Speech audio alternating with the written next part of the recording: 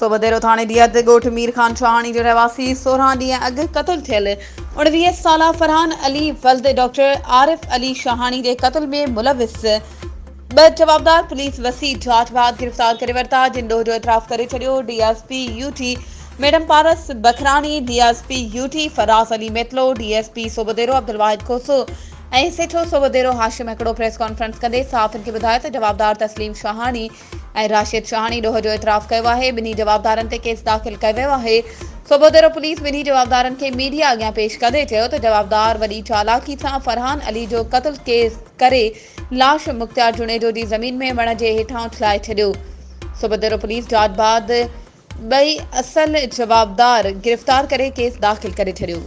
वधीक ख़बरुनि ऐं अपडेट्स जे लाइ असांजे चैनल खे सब्सक्राइब कयो ऐं हा बेल आइकन खे प्रेस करणु न विसारिजो त जीअं असांजी हर नई अचण वारी वीडियो तव्हां ताईं पहुची सघे।